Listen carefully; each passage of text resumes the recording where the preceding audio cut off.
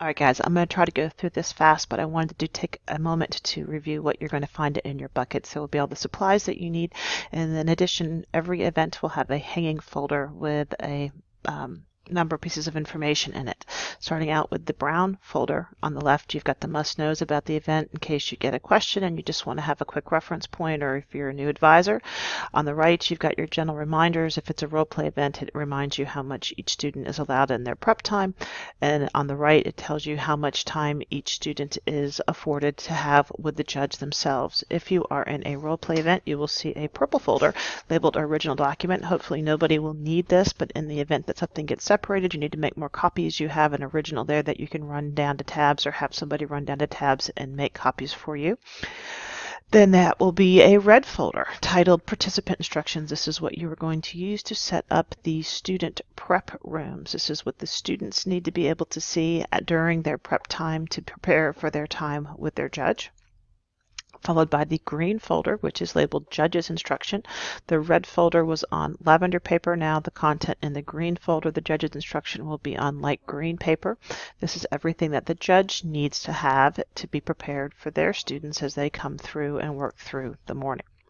Followed by a blue folder that will be labeled Evaluation and Scantrons, or just have a Scantron label on it.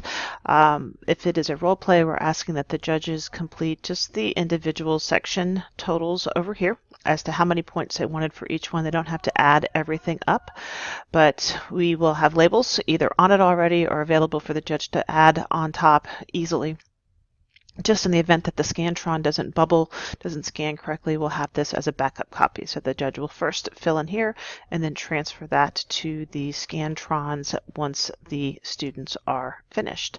There's a manila folder that will have guidelines in it, just a couple copies, so that if that is needed, you have that at your fingertips. And then there will be event schedules and an event schedule folder with enough to hang outside the prep room for the judge as well as the adults working.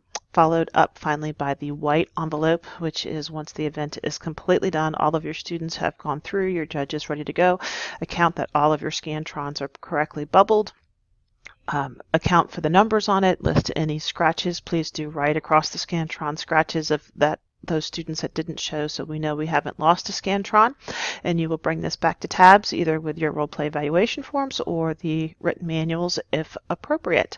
All right, guys, that is it. Let's get ready to buckle up. I'm sure there will be more information coming, and I will get it out to you as soon as I can. In the meantime, I wish everybody well preparing for conference. We'll see you soon.